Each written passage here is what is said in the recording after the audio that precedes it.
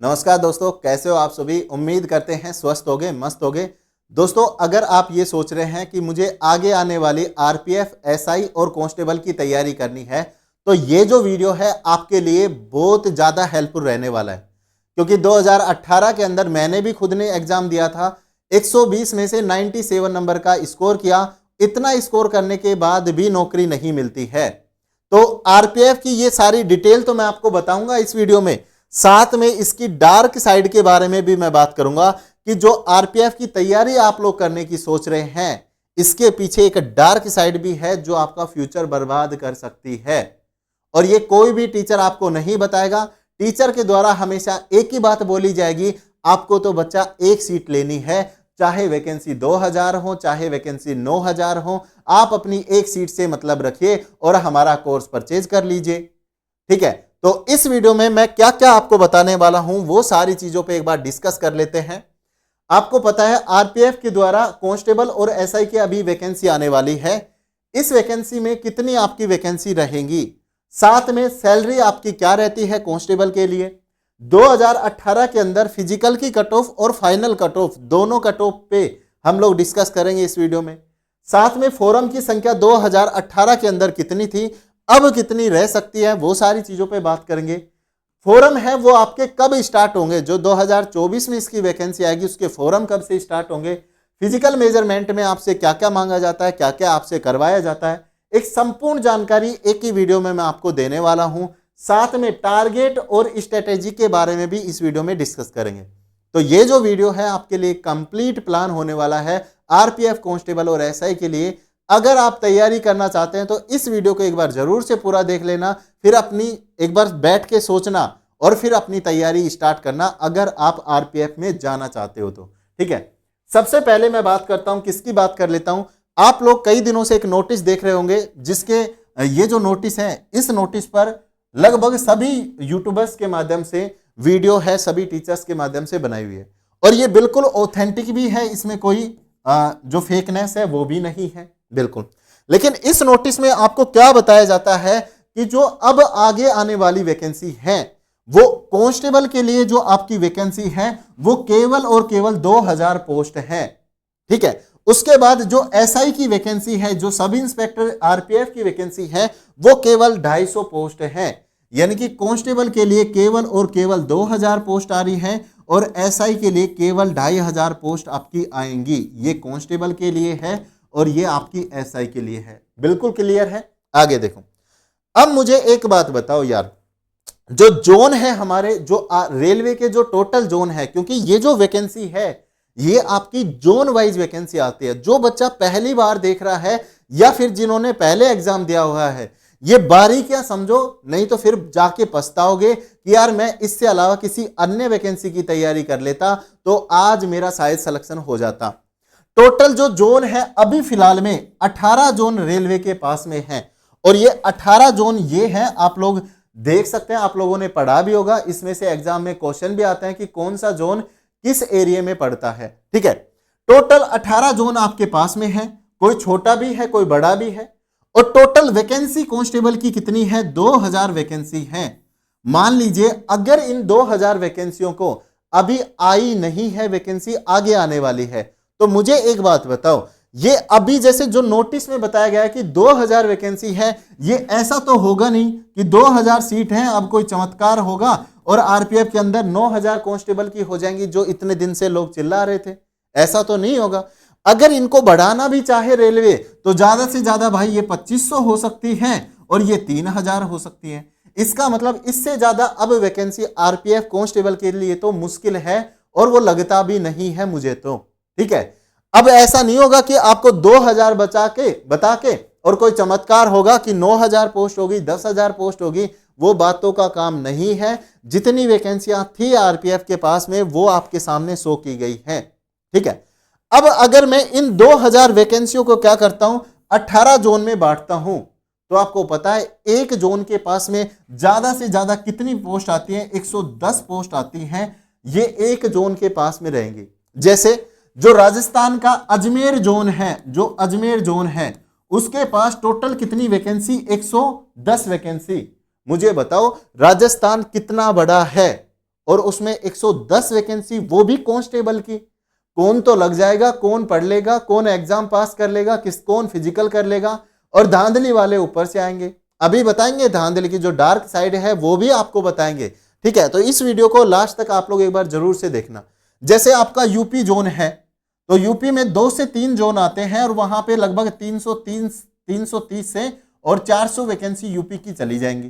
तो यूपी एक बार सोच के देखो कितना बड़ा यूपी है। अभी यूपी पुलिस कांस्टेबल की वैकेंसी चल रही है, उसमें 60,000 पद हैं। तो इससे अच्छा तो ये है ना, आप यूपी कांस्टेबल की ही अच्छे से तैयारी कर लोगे इस आरपीएफ को छोड़ के, क्योंकि टीचर्स तो यही बोलेगा कि बेटा एक वैकेंसी चाहिए तेरे को, बढ़िया तरीके से तैयारी कर और हमारा कोर्स ले, हमारे यूट्यूब पे पढ़ ले आके, ठीक है। तो यहां पे ये जो सच्चाई है वो मैं आपको बताने की कोशिश कर रहा हूं, ठीक है। उसके बाद अगर आपका ये मन हो कि एसआई बन जाए तो चलो एसआई बना देते हैं अभी, कि एसआई की 18 जोन में आपकी 250 वैकेंसी आएंगी। बताइए मुझे, एक जोन में ज्यादा से ज्यादा आपकी 15 वैकेंसी रहेंगी, यानी कि पूरे राजस्थान के लिए केवल 15 या 20 वैकेंसी आपकी रहेंगी। क्या ये वैकेंसी ज्यादा है? ज्यादा है ये वैकेंसी। चलो ठीक है, अब आगे बात करते हैं, आगे क्या है इसके कुछ जो एलिजिबिलिटी है उसके बारे में बात कर लेते हैं। तो सबको पता है सब इंस्पेक्टर एसआई की पोस्ट है, तो उसके लिए आपको ग्रेजुएशन चाहिए। आप किसी भी स्ट्रीम में ग्रेजुएशन आपने किया हो, किसी भी देश के किसी भी कोने से कर रखा हो, तो वो आपकी मार्कशीट है वो चलेगी। कांस्टेबल के लिए केवल और केवल यहां पे 10वीं पास चाहिए, केवल 10वीं पास आपको चाहिए। तो इससे क्या होता है, एक तो देखो 12th पास होता तो कई लोग ऐसे हैं जिन्होंने 12th नहीं करी है, वो इस वैकेंसी में नहीं आते, लेकिन केवल 10वीं पास है। तो इसमें फोरम की जो संख्या है वो अभी आपको थोड़ी देर में अंदाजा दिखाऊंगा मैं, कितने फोरम भरे जाते हैं, ठीक है। उसके बाद में यहां पर देखा जाए कि जो आपकी मिनिमम जो एज है वो एसआई के लिए 21 से और 25 साल है। ये सिर्फ जो एज है वो जनरल कैटेगरी के लिए है, जनरल वालों के लिए। जहां ओबीसी में देखेंगे तो हम 3 साल का एज रिलैक्सेशन आपको मिलेगा। अगर एससी और एसटी में देखोगे तो आपको 5 साल का एज रिलैक्सेशन है वो मिलेगा, और डिफरेंट चीजें और हैं जो आपको इस नोटिफिकेशन में देखने को मिल जाएंगी। तो ये तो हो गई एज क्राइटेरिया। इसी प्रकार जो कांस्टेबल की एज है वो 18 से स्टार्ट होती है, 25 तक जाती है, और 25 के बाद में भी ओबीसी 3 साल, एससी एसटी 5 साल की छूट के साथ में फॉर्म भर सकते हैं। बिल्कुल। अब आगे चलते हैं थोड़ा सा और इसके, अगर मैं सिलेबस पैटर्न, एग्जाम पैटर्न की मैं बात करता हूं तो मैं किसकी बात करूंगा, यहां पे देखो इसमें केवल 3 ही सब्जेक्ट आते हैं। ये दोनों के लिए है, आपके एसआई के लिए भी है और आपके कांस्टेबल के लिए भी, ये दोनों के लिए सिलेबस है, ठीक है, दोनों के लिए है। इसमें मैथ आता है आपका 35 नंबर का, 35 क्वेश्चन आते हैं। आपका रीजनिंग आता है, वो भी 35 क्वेश्चन के 35 नंबर आते हैं। और आपका जीके एंड करंट अफेयर्स, इसी में साइंस भी आप लोग जोड़ सकते हैं कि आपका साइंस भी आता है, और साइंस के भी अच्छे क्वेश्चन आरपीएफ में पूछे जाते हैं। तो ये 50 क्वेश्चन आते हैं टोटल, और 50 नंबर का ही ये क्वेश्चन होते हैं। इस प्रकार 120 क्वेश्चन टोटल आएंगे। 120 नंबर आप मैक्सिमम ले सकते हो, कई ऐसे भी हैं जो ज्यादा भी ले सकते हैं नॉर्मलाइजेशन के माध्यम से। और यहां पर क्या है, 90 मिनट का आपको टाइम है वो दिया जाएगा 120 क्वेश्चन के लिए। तो टाइम तो सफिशिएंट है, टाइम में कोई दिक्कत नहीं है। जैसे अगर मान लीजिए आप लोग रीजनिंग के सवाल, मान लीजिए आप लोग 35 क्वेश्चन 20 मिनट में कर लेते हो, 20 में आराम से हो जाएंगे, सरल क्वेश्चन आते हैं। और मैथ के अगर आप 40 मिनट के अंदर भी कर लेते हो तो 1 घंटा आपका ये हो गया, और 50 क्वेश्चन जीके के हैं वो 30 मिनट में आप लोग आराम से कर सकते हो। या फिर ऐसा मान लो कि आपने रीजनिंग 30 मिनट में कर ली, जीके 20 मिनट में कर ली, क्योंकि जीके को पढ़ के ही करना है। तो इस तरीके से जो टाइम है वो सफिशिएंट है, कोई प्रॉब्लम आपको नहीं आएगी। नेगेटिव मार्किंग है वो नहीं होती है इसमें, तो आप तुक्के भी मार सकते हो। अभी तक नहीं थी, आगे जोड़ी जाए तो वो आप लोगों को बता दी जाएगी। अब आगे आ जाओ थोड़ा सा और, यहां पर ये इसके ऑफिशियल जो पेज था उसमें से सिलेबस लिया गया है कि 90 मिनट की ड्यूरेशन आपको दी जाती है, 120 क्वेश्चन आते हैं, जीके के 50 क्वेश्चन आएंगे, मैथ के आपके 30 क्वेश्चन 35 आएंगे, और रीजनिंग के भी आपके 35 क्वेश्चन आएंगे, जो मैंने आपको बता दिया है। उसके बाद में ये सिलेबस है, अगर कोई स्क्रीनशॉट लेना चाहता है तो ले सकता है कि जीके में आपसे ये टॉपिक पूछे जाएंगे, मैथ में ये है, और आपके रीजनिंग के अंदर ये टॉपिक है, स्क्रीनशॉट आप लोग ले सकते हैं। आगे बात करते हैं, इसका जो फिजिकल है, अभी काफी सारी चीजें मैं आपसे डिस्कस करने वाला हूं, ये बेसिक चीजें हैं जो आपके पास में होनी चाहिए। मान लीजिए कोई बंदा ऐसा वीडियो देख रहा है जिसके पास ये भी नहीं है, तो पहले ही स्किप करके चला जाएगा, इसलिए मैं आपको ये बीच में बता रहा हूं। देखो अब क्या है, यहां पे अगर मैं फिजिकल मेजरमेंट की बात करता हूं तो गर्ल्स और बॉयज दोनों के लिए बात करेंगे। सबसे पहले तो अगर मैं हाइट की बात करूं, तो अगर आप ओबीसी से कैटेगरी से हो या फिर जनरल से हो, और जनरल के अंदर ही आपका ईडब्ल्यूएस कैटेगरी आ जाता है, तो तीनों कैटेगरी के लिए अगर मेल में आपकी जो हाइट है वो 165 है, तो आप फॉर्म भर सकते हैं। तो यहां पर इस वैकेंसी में ज्यादा फॉर्म भरने के दो लूप होल हैं। कैसे? एक तो आपसे 10th पास है, वो कांस्टेबल में आपसे फॉर्म भरवाए जाते हैं, तो संख्या ज्यादा हो जाती है। साथ में यहां पर जो आपकी हाइट है वो केवल 165 सेंटीमीटर है, तो जो नन्हे टिन्ने मुन्ने होते हैं ना, वो भी इसका फॉर्म भरते हैं। यानी कि आपको पता है पुलिस के अंदर 170 सेंटीमीटर आपकी हाइट ली जाती है, यहां 165 सेंटीमीटर है। जो ये 5 सेंटीमीटर के नन्हे मुन्ने बच गए, 5 सेंटीमीटर के, और जिनका सपना होता है कि यार मैं भी पुलिस की वर्दी पहनूं, वो सारे इस आरपीएफ में टपक टपक के आते हैं। तो इसका मतलब इसमें जो, जैसे अभी मैं एक चीज बताऊं, कांस्टेबल दिल्ली पुलिस का भी एग्जाम चला था, उसमें जो फॉर्म भरे गए थे वो इस बार 32 लाख भरे गए थे, जब वहां पर क्या थी हाइट 170 सेंटीमीटर जनरल ओबीसी के लिए। लेकिन यहां पे क्या है, सबसे ज्यादा आपको पता है ओबीसी में फॉर्म भरे जाते हैं, तो यहां जो फॉर्मों की संख्या है वो एक तो 10वीं बेस है और साथ में 165 हाइट है, तो इसमें फॉर्म 32 से तो प्लस ही भरे जाएंगे। जबकि इसमें तो लाइसेंस भी है, वो भी मांगा जाता है, लाइसेंस भी मांगा जाता है, और इसमें तो आपसे कोई लाइसेंस नहीं मांगा जाता। तो जिनके पास लाइसेंस नहीं है, जो 10वीं पास है और जिनकी हाइट भी 165 है, वो भी आरपीएफ का फॉर्म भरता है। इस वजह से आरपीएफ की जो फॉर्म की संख्या है वो बहुत ज्यादा पहुंच जाती है। अभी आपको डेमो देख के बताऊंगा, वीडियो को कंप्लीट आप लोग देखते रहना, ठीक है। तो ये तो हो गई बात आपके मेल की। उसके बाद में अगर फीमेल की देखी जाए तो 157 है, फीमेल के साथ यहां पे नाइंसाफी है, क्योंकि दिल्ली पुलिस के अंदर भी 157 है, यहां पे 170 है, तो यहां पे इसको 155 करना चाहिए इस हिसाब से। लेकिन आरपीएफ ने पता नहीं लड़कियां क्यों लंबी ले रहे हैं, लड़के क्यों छोटे ले रहे हैं, समझ में नहीं है। अब उसका आगे देखते हैं, एसटी एससी में अगर आप लड़के हैं तो भाई केवल 160 सेंटीमीटर, यानी कि अगर आपकी लंबाई लड़कियों के बराबर भी है तो भी आप चल पाओगे। बस आ जाओ, तुम तो यहां फॉर्म भरने के लिए तैयार हो जाओ। आगे यहां पे ये सीना चेस्ट वगैरह दे रखी है, ये सारी चीजें आप लोग देख सकते हैं। बाकी यहां पर एक चीज मेन और है, अगर आप एसआई के लिए फॉर्म भरते हैं तो आपका फिजिकल होगा, ये 1600 मीटर रनिंग के लिए होता है, यहां पे लिखा भी हुआ है 1600 मीटर के लिए। आपको 1600 मीटर की जो रनिंग है वो 6.5 मिनट में करनी होगी एसआई के लिए, सिर्फ एसआई के लिए, ठीक है। उसके बाद में आपको जो 800 मीटर की गर्ल्स के लिए रनिंग है वो 4 मिनट के अंदर कंप्लीट करनी पड़ेगी। 12 फीट का क्या है लॉन्ग जंप है, और 3 फीट 9 इंच का क्या है हाई जंप है। उसी प्रकार गर्ल्स के लिए क्या है, गर्ल्स के लिए 9 फीट और 3 फीट की ऊंचाई है, यहां पर आप लोग देख सकते हैं। लेकिन अगर मैं बात करूं आपके कांस्टेबल की, तो भाई साहब बच्चे तो इन्होंने टाबर ले लिए, टिंगर ले लिए, लेकिन फिजिकल इनको चाहिए ऐसा। देखो कैसा, यहां पे 1600 मीटर की जो रनिंग है आपको 5:45 में करनी पड़ेगी। जो भाई साहब ये जो रनिंग है, बस यही एक चीज है जहां पे जाके कट ऑफ रुकता है। लेकिन भाई इतना ही धांधलेबाजी हो जाती है, वो भी मैं आपको अभी बताऊंगा, ठीक है।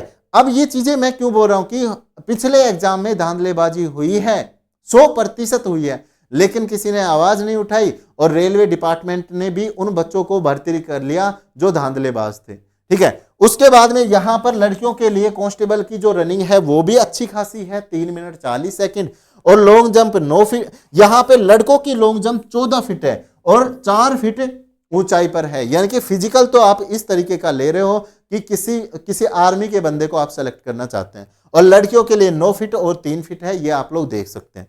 आगे आ जाओ, अब बात करते हैं आरपीएफ की डार्क साइड के बारे में। तो ये तो काफी सारी चीजें देखी कि 2000 पोस्ट आ रही हैं, 250 आपके एक तरीके से प्रसाद सा बांटा जा रहा है, आप लोगों को बिल्कुल ले लेना चाहिए, कोई दिक्कत नहीं है। लेकिन ये वाली जो चीज है वो आप लोग एक बार देख लीजिए, ताकि आप लोगों के जो माइंड हैं वो एक बार खुल जाए, ठीक है। यहां पे आते हैं, सबसे पहले बात करते हैं। सबसे पहले ये जो चीज है ये क्या है, ये फोरम्स की संख्या है जो आप आरपीएफ में 2018 में कांस्टेबल के लिए भरे गए थे। यहां पे टोटल फोरम अगर मैं आपको दिखाना चाहूं तो टोटल फोरम आपके कितने भरे गए थे, यहां पे 49,82,801 फोरम आपकी मेल कैटेगरी में भरे जाते हैं। कितने? 49 लाख फोरम आपके मेल कैटेगरी में भरे जाते हैं। ये कांस्टेबल के लिए है, केवल मेल मेल, क्या मेल मेल आपके, ठीक है। उसके बाद में अगर फीमेल देखता हूं तो फीमेल में जो फोरम भरे जाते हैं वो 9,26,080 फोरम भरे जाते हैं, यानी कि 10 लाख फोरम आपके फीमेल में भरे जाते हैं। तो टोटल फोरम कितने हो गए? 59 लाख फोरम आपके किस में भरे जाते हैं? ये सिर्फ और सिर्फ वो डाटा है जहां आपके सिर्फ फोरम भरे जा रहे हैं। अब वैकेंसी आएगी, सारे 65 वाले फिर तैयार है कि हम भी भरेंगे, वो भी भरेगा, ये भी भरेगा, चाचा भी, बुआ, फूफा, भांजा सारे भरेंगे क्योंकि 10वीं पास है एक तो, ठीक है। अब फोरम है, वो लाइसेंस नहीं है, 10वीं पास है, एक 65 हाइट है, तो इसमें अब की बार भी 60 लाख प्लस फोरम आएंगे। ये तो जरूरी है क्योंकि सबको एक ही तो सीट चाहिए, सबको भाई 60 लाख फोरम भरे जाएंगे, एक सीट चाहिए, सबके बाटे में एक एक सीट आ जाएगी तो कोई दिक्कत थोड़ी है, वहां पे बिल्कुल भी समस्या नहीं है। और ये यहां पर ये जो डाटा है वो आप लोग आराम से देख सकते हैं। इसमें ग्रुप वाइज भी मैंने यहां पर लिखा है। ग्रुप ए में जो फोरम भरे गए हैं वो ये है, सारे मेल एंड फीमेल वगैरह को देख सकते हैं। हाँ, एक चीज मैं आपको और बता देता हूं कि अटेंडेंस है, जो एग्जाम में अटेंड होने वाले थे वो कितने थे। तो यहां पे लगभग 31 लाख तो मेल ने एग्जाम दिया है और 5 लाख के करीब फीमेल ने एग्जाम दिया है, यानी कि टोटल जो 35 लाख के करीब, इस 60 में से 35 लाख ने एग्जाम दिया है, यानी कि लगभग अगर देखा जाए तो 55% आपके एग्जाम में बैठते हैं। और 35 लाख बच्चों पर पिछली बार कितनी सीटें थी? 9,000 कांस्टेबल की सीटें थी।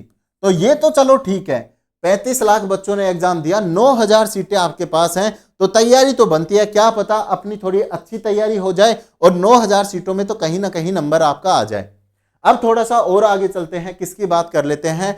2018 के फिजिकल कट ऑफ की बात करते हैं। अब याद रखना, ये सिर्फ और सिर्फ किसकी कट ऑफ है? फिजिकल की कट ऑफ है।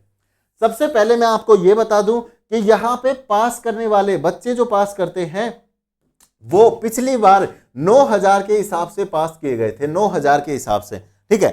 तो यहां पर जो ये ABCD है ये आपके ग्रुप हैं कि आप किस ग्रुप से क्या लगाते हैं, फोरम लगाते हैं, ठीक है। तो यहां पर आप लोग देखोगे, देखो हम जो आते हैं, जैसे जो यूपी है, दिल्ली है, राजस्थान है, हरियाणा है, ये सारे किसके अंदर आते हैं? डी जोन के अंदर आते हैं। तो इस डी जोन की मैं ज्यादा बात कर लेता हूं क्योंकि मेजर कम्युनिटी यहीं पर है। आपकी ओबीसी के लिए 84.45, ये तो सिर्फ फिजिकल की कट ऑफ है। ये कट ऑफ 120 नंबर में से लगी है, 120 नंबर में से 84 कट ऑफ ओबीसी के लिए गई है। एससी की बात करूं तो यहां पे 72.92 है, एसटी की बात करूं तो 72.49 है, और जनरल की मैं बात करूं तो 87 कट ऑफ आपकी जाती है। अगर यहीं पर ये फीमेल की है केवल, ये तो भाई फीमेल की है 84, 87, ठीक है। यहां पे एसटी और एससी की भी कम नहीं है, 73 कट ऑफ है, तो वो आप एक बार देखो। अगर मैं मेल की बात करता हूं यहां पर, तो मेल की कट ऑफ क्या रहती है वो आप देखकर चौंक जाएंगे। देखो 97.75, यानी कि टोटल इसे 98 मान सकते हैं। 120 में से 98 तो क्या जाती है? आपके फिजिकल की कट ऑफ जाते हैं। यानी कि अगर आपने 120 में से, क्योंकि नेगेटिव मार्किंग नहीं था, 120 में से अगर आपने 98 क्वेश्चन सही करे तब जाके आप फिजिकल के लिए क्वालिफाई हैं। केवल 22 क्वेश्चन आपको गलत भरने हैं, और 20-22 क्वेश्चन तो वैसे गलत हो जाते हैं, तो आपका तो नंबर आ ही जाएगा 198 कट ऑफ में। आगे बात करते हैं, एससी के लिए कम नहीं है, 88 है, एसटी के लिए 87 है, यूआर के लिए तो पूरी कितनी है? 100 नंबर तो क्या है? फिजिकल के लिए कट ऑफ है। और ये चाहे आप हर कैटेगरी में देख सकते हैं, जैसे आप बी जोन में देखोगे तो यहां भी 100 है फिजिकल के लिए मेल की कट ऑफ, यहां 94 है, यहां 94 है, और यहां 74 है, यहां 76 है, क्योंकि इनमें एफ जोन में क्या होता है? गर्ल्स नहीं होती हैं। एफ जोन में गर्ल्स नहीं होती हैं, ये स्पेशल फोर्स होती है।